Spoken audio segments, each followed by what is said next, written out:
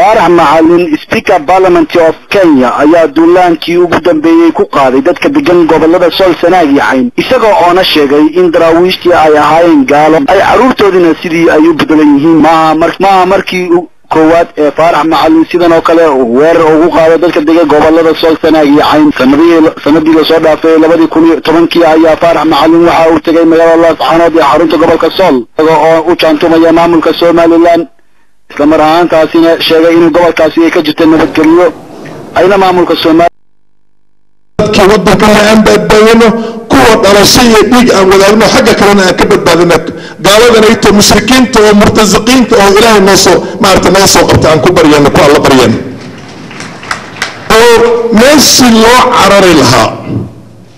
oo markii wax la sameeyo la waayay baa ilaahay noo noqday Soomaalida dhahan markay tabar beeran bay ilaahay u noqdaan ilaahay u noqoshada masaajidka ku noqo quraanka qarso masaajidka bay naga degeen meeshii aan ku carari lahayn marka dhibka ugu dambe u gaaro yay naga degeen qoryo qaateen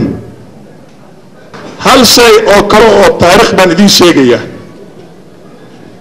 dadka hadda la gaareeyo oo intii la qaado caruurtooda orphanage-ka la geeyo oo laga bedelo diinta ma garanaysan waa dadkii daraawiishta ka tirsanaa oo la dagaalamay jiray dagaaladii markii la burburiyay odayaashii la laayay iyo caruurtii la aruuriyay meelo lagu xareystay kristaan laga dhigay waraysta taariikhda kulli wada garanaysa magacyahooda dadka Soomaalida wada gartaan Soomaa kulli markii aan dhigtana waa gaal la jireen maaha ku caruurtooda ay gaaloobeen oo kristaan noqdeen waa kulli daraawiish isku tilmaamay oo diinta inay u dagaalamayeen ahaayeen markii laga adkaaday oo la burburiyay baa caruurtooda la taxabsaday markaas xariir lagu aruuriyay oo kulli kristaan laga dhigay dhibaatadan ay ku hayaan wadanka gudihiisa bal ninka hooyadii la dilay oo aabihii ay dileen oo al-shabaab walaalkii intay qabteen foorka wajhiga ka dhufteen oo 10 jir hadii la qaado oo liira waxa lagu dilay oo dhan waa diintaas oo diintii loo nisbay inuu dhibka ka imaaday madiidii inuu ka bixi diintii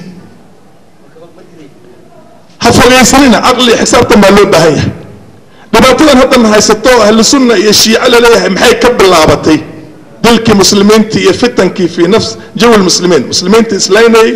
khalifinta la leeyahay asxaabta la leeyahay oo ay dhaxdooda ahaayeen ay ka bilaabatay farci hadda dhibaatadan ugu weyn oo adduunka nagu haysata maanta